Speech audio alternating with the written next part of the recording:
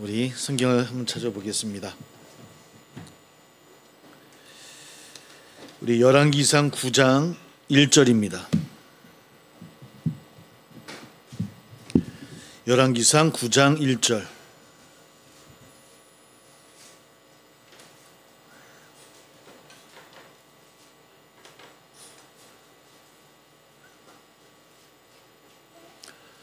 열왕기상 9장 1절 528쪽이 되겠습니다. 제가 준 성경으로 528쪽. 열왕기상 9장 1절. 예.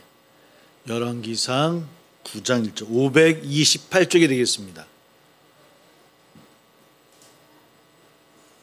528쪽 9장 1절.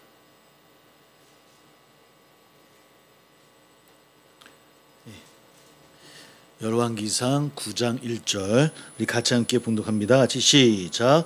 솔로몬이 여호와의 성전과 왕궁 건축하기를 마치며 자기가 이루기를 원하던 모든 것을 마친 때에 이스라엘의 역사는 가장 지혜롭다는 왕을 뽑으면 우리 이제 솔로몬을 이제 이야기를 합니다. 이스라엘의 민족의 수건 사업이었던 성전을 아름답게 또 웅장하게 화려하게 건축하였고요. 또 외교를 너무 잘해서 역사상 이스라엘의 가장 넓은 땅을 차지하던 때가 이제 솔로몬 때입니다. 그러니까 솔로몬이 통치하던 때는 한 차례도 전쟁이 없었습니다. 다 했으면 전쟁을 많이 했고요. 솔로몬 때는 한 번의 전쟁이 없었던 평화의 시기였죠. 근데 반면 또 어두운 그림자, 그러니까 우리가 이제 말씀의 눈으로 봐야 되니까 이제 어두운 그림자가 드리워졌던 때도 봐도 솔로몬 때였습니다. 이제 하나님의 법도를 어기고 이방 여인들을 굉장히 많이 이제 받아들이게 되어졌죠. 좀 말하기도 좀 뭐하긴 하지만 아내가 몇 명이었게요? 몇 명? 크게 얘기하세요. 1,000명? 1,000명까지는 아니고 가까운 700명. 아내가 700명.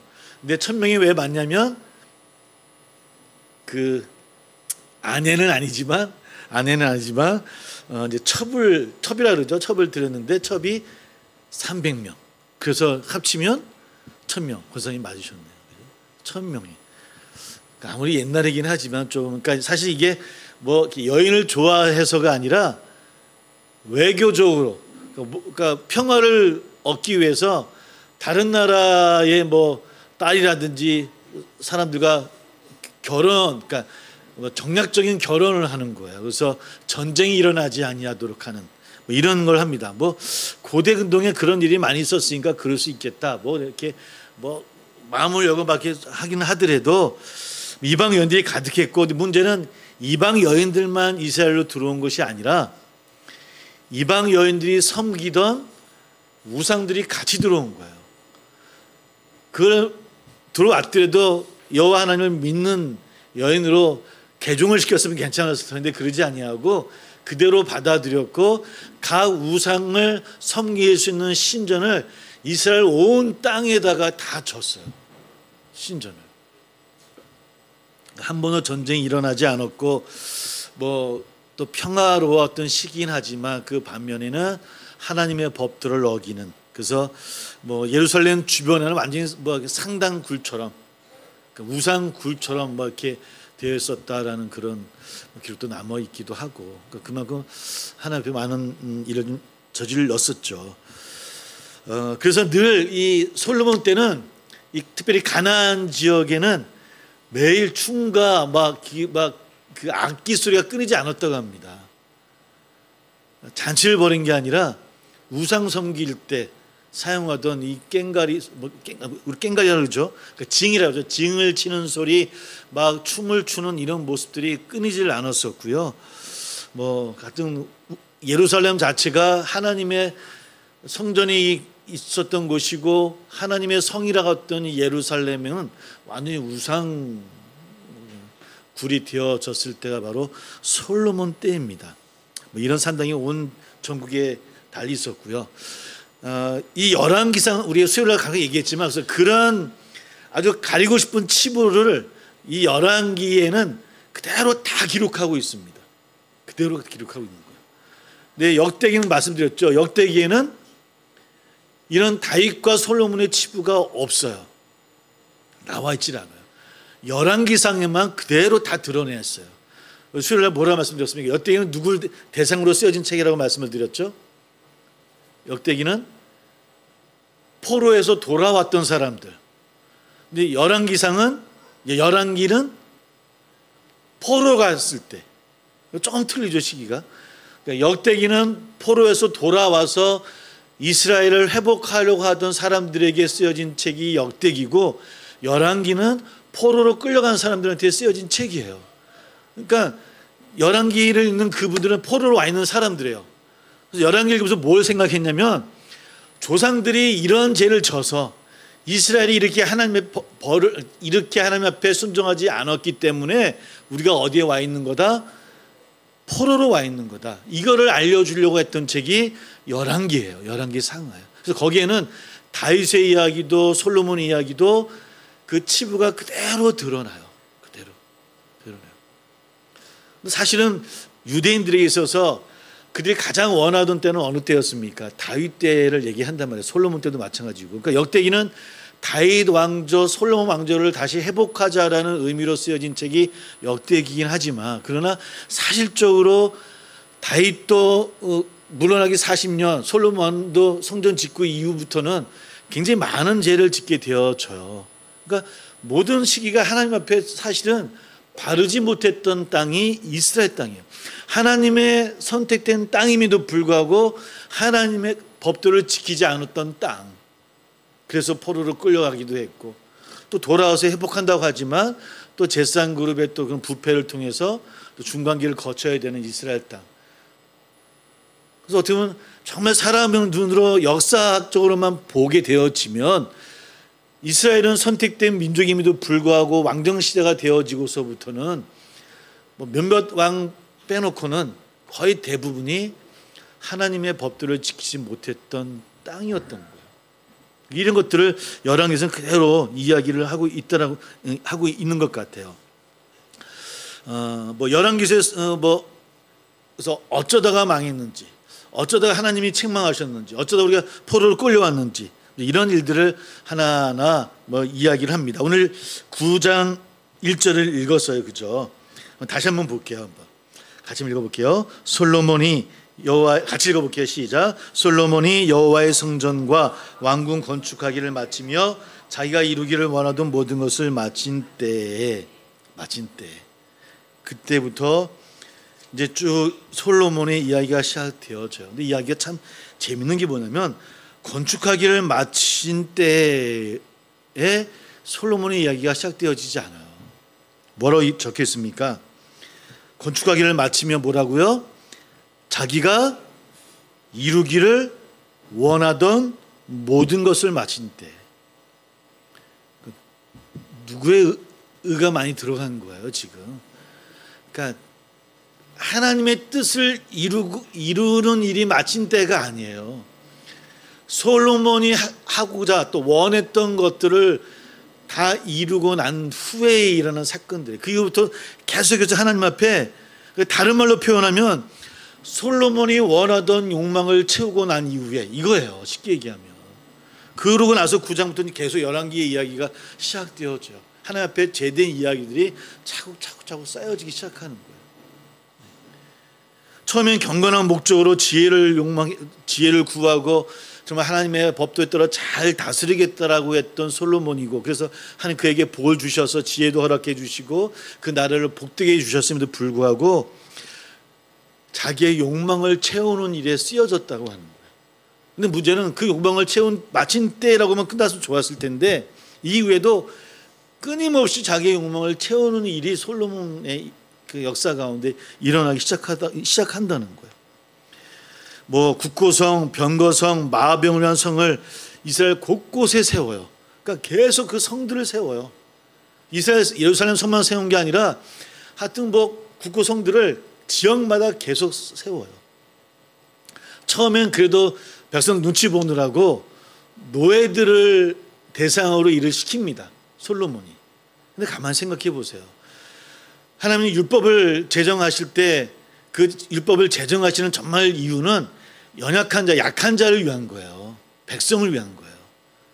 그게 뭐 성수의 제사에 관한 일이든 간에 다른 삶에 대한 율법이든 간에 하나님이 율법을 제정하신 이유는 유대인 백성들이 차별 없이, 가난한 사람 있는 자 차별 없이 다 하나님의 복을 누리는 백성 되기를 원하시는 것이 율법의 제정의 이유, 목적이시거든요. 거기에 가장 먼저 잊지 말라고 하신 말씀이 너희들이 애굽에 있을 때 뭐로 있었다? 종으로 있지 않았느냐, 노예로 있지 않았느냐. 그래서는 안 된다는 거예요. 누구는 빼앗기고 누구는 노예로 사는 삶을 살아서는 안 된다는 겁니다. 근데 지금 솔로몬은 그래서 처음에 백성들이 눈치를 본다고 노예를 들어온 거예요. 각 나라에. 나라가 부강하다 보니까 뭐 돈을 주었든지 어떻든 간에 또 많은 나라와 또 외교 관계에 있었기 때문에 그 사람들을 노예로 다 사들여서 노예를 통해서 성을 짓게 되어지긴 하는데 그것도 한계가 있잖아요. 나중에는 백성들까지 거의 강제 노동으로 끊임없이 성을 져요. 뭐 때문에? 자기가 이루기를 원하는 것 때문에. 자기의 욕망을 채우기 위한 거예요. 원래 애굽의 노예였어요. 그렇다 한다면 그 노예의 아픔을 잘 알고 있는 그 민족이, 유대인 너희들은 잊지 말아라. 그게 얼마나 고통스러운 일이고 내가 원하는 일이 아니다라고 하는 것이 하나님의 말씀이거든요. 이런 말씀, 성경에 종이 그의 주인을 피하여 내게로 도망하거든 너는 그의 주인에게 돌려주지 말고 그가 내 성읍 중에서 원하는 곳을 택하는 대로 너와 함께 내 가운데 거주하게 하고 그를 절대로 압제하지 말지니라. 이거 율법이에요. 그가 누구예요? 도망친 사람, 노예요, 종이에요. 너희가 그랬던 것처럼, 노예했을 때 너희들을 내가 구출해 줬던 것처럼 너희 또한 그런 삶을 살아야 된다라고 분명하게 하나님이 명하셨음에도 불구하고 그렇게 그 연약한 자들 궁히 여기시는 것이 바로 하나님의 뜻임에도 불구하고 지금 지혜를 달라고 했던, 하나님의 지혜대로 살고자 했던 그 솔로몬이 자기의 욕망을 채우고자 노예를 들여서 성을 짓고 나중에는 백성들까지 강제 노동해. 그런 일들을 막 솔로몬의 일들을만 읽어보면, 성경을 읽어보면 막 나중에 뭐 땅을 빼앗는 일도 많이 있고 이런 일이 생겨요. 그러니까 자기 욕심을 채우기 위해서 신하들의 땅도 빼앗고 뭐 여러 일들을만 취하게 되어집니다. 이 이야기를 고스란히 11개는 그대로 드러나는 거예요.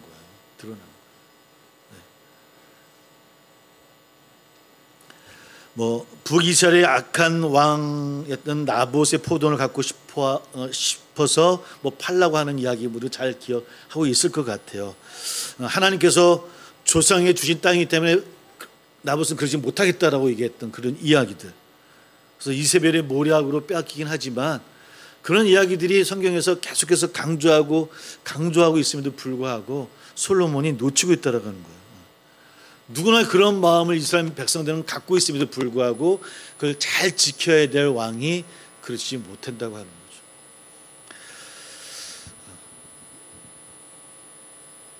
지금 이스라엘과 가자가 이제 전쟁을 치르고 있어요, 그죠?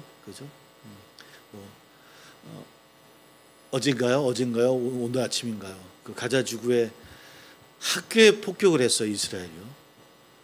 그래서 학생 그 93명의 전체 아이들은 아니지만 학교를 폭격해서 93명이 죽었어요. 이스라엘에 있어서는 거기 하마스의 리더들이 있었다, 13명이 죽었다라고 자축을 하고 있지만 그러나 나머지는 누구였을까요? 아이들이에요. 그게 하나님의 백성이라고 우리가 지금 어쩌면 나의 편이라고 이야기하는 유대인들인데, 근데 이게 하나님의 일일까요? 하나님의 일인가요? 혹 그 안에 정말 처단해야 될 하나님의 적이 혹 있다 할지라도 그 많은 아이들이 피해를 당하는 죽음을 이르게 하는 그 일을 행하는 것이 하나님의 백성의 일일까라고 하는 거예요. 유대 땅은 지금까지도 하나님 앞에 저는 돌아오지 못하고 있는 것 같아요. 정말 하나님의 뜻을 알지 못하는 것 같아요. 그들이 2차 대전 때 얼마나 아픔을 당했습니까? 지금 솔로몬이 노예 때를 잊지 못하고 노예를 괴롭히는 것처럼, 백성을 괴롭히는 것처럼 2차 대전 때 그렇게 많은 유대인들이 죽어서 아픔을 당했던 그들이라고 한다면 그러지 말아야 되잖아요. 근데 왜 반복해요? 뭐가 틀려요? 히틀러가 행하던 일들과 유대인들이 행하던 일과 뭐가 틀려요? 전쟁을 하마스가 일으켰지만 사람들 나쁜 사람들이지만 그걸 처단하겠노라고 행하는 일들이 뭐가 틀리냐는 거예요. 이런 것들을 성경은 우리가 고스란히 보여주는 거예요. 왜 보여주는 거예요? 우리가 왜 열왕기상을 읽고 뭘 알아야 되겠습니까? 다윗은 위대한 왕이고 솔로몬은 평화의 왕이었어. 지혜를 주셔서 지혜를 강구해야 돼. 이 말씀으로만 만족해야 될까요? 아닌 거예요. 오늘 우리는 어떻게 서 있냐는 거예요. 하나님의 백성이라고 하는 유대인들이 그러한 모습으로 하나님 앞에 서 있어서 그들이 포로로 끌려갔던 그 죗값을 봐야 된다라고 쓰여진 책이라고 한다면 오늘 우리에게도 마찬가지예요. 우리가 하나님의 백성이고 그리스도인이라고 한다면 우리는 지금 어떤 모습으로, 우리는 어떤 자세로 어떻게 하나님 앞에 생활하고 있는가? 우리는 뭐가 다른가? 세상이 이야기하는, 우리는 세상 사람들이라고 이야기를 해요. 우리도 세상 사람들인데 우리는 특별히 예배당에 들어오면 저 바깥 세상 사람들과 우리와는 다른 사람인 것처럼 이원론적으로 생각해 보래요. 저 바깥에 있는 세상 사람들 주여 불쌍히 여겨달라고. 근데 우리가 더 불쌍하게 여길 때가 많아요. 우리가 그걸 바라고 주시는 거예요. 말씀. 하나님의 뜻이 뭐라? 하나님을 버리고 하나님 뜻과 비전을 버리고 우상을 섬겼기 때문에 여호와께서 우리 민족을 이렇게 아프게 하시는 겁니다 라고 하는 이 열왕기에서 우리에게 주시는 그 말씀이 오늘 우리에게도 똑같이 주시는 그런 말씀이 아닌지. 여러분, 기독교는 그 이름만으로도 얼마나 바른 이름이잖아요. 기독교가 예수 그리스도의 그 신앙을 따라가는 기독교. 근데 그 앞에 이름이 붙어져 있어요. 이제는 바른 기독교, 바르지 못한 기독교, 틀린 기독교. 기독교 자체가 바른데 앞에 왜 이름이 왜 붙어야 되냐는 거예요. 그게 오늘 우리의 현실이고, 그리스도인은 날도 그리스도를 따라가는 사람이잖아요. 근데 왜 그 앞에 다른 이름이 붙어야 됩니까? 착한 그리스도인, 악한 그리스도인에게 말이 되냐고요. 아니, 그리스도를 따르는 사람이 악하다는 말이 앞에 왜 붙어야 돼요? 아파야죠. 저를 비롯해서, 목회자인 저를 비롯해서 우리 모두가 진짜 우리가 복음 전파를 소망하는데 어떤 복음을 전해야 될 것인가를 다시 한번 아파야 되고, 우리가 삶을 살아가야 되는데 예배당 안에서뿐만 아니라 우리 세상 삶 가운데 속해 있는 우리들이 어떻게 하나님의 일들을 이루어야 될 것인가. 다시 이름만 남아있는 다윗과 솔로몬이 아니라 정말 하나님 앞에 아름다운 모습으로 서가던, 또 이 말씀을 읽으며 아파했던 그 바벨론 포로에 끌려갔던 그도 신앙을 잃지 않고 여호와 하나님의 그 신앙을 붙잡았던 그 유대인들의 그 신앙을 우리가 본받아서 이 땅에 우리도 그런 신앙을 본받아가는 삶을 살아가야 되지 않을까. 우리 사랑 성도 여러분들이 그런 신앙인들이 다 되어지기를 소망합니다. 그래서 빛이 흐려지는 이 세상에 그 빛을 지키고 더 환하게 발할 수 있는 우리 사랑 성도님들이 다 되어져서 우리 한 주간도 주 안에서 아직 무더위가 더 많이 남아 있습니다. 우리의 열정을 이기지 못하는 무더위가 될 수 있도록 그런 한 주간이 다 되어지시기를 주의 이름으로 축복합니다. 어머니 때리기만 해서 죄송합니다. 저도 이렇게 못하고 우리 모두 이렇게 그런 소망을 갖는 시간이 됐으면 좋겠습니다. 함께 기도합니다.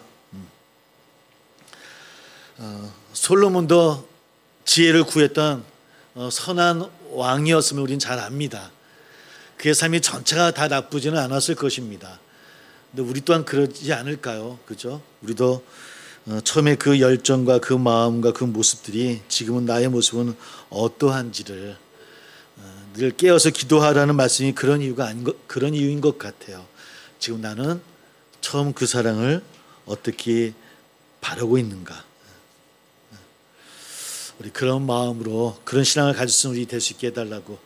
우리가 나이가 들고 또 연세가 들고 또 연륜이 쌓여지는 것이 문제가 아니라 나의 지금은 젊은 신앙인으로 열정으로 설 수 있는 우리 될 수 있게 해달라고 우리 같이 기도하고 매 마치도록 하겠습니다. 함께 기도합니다.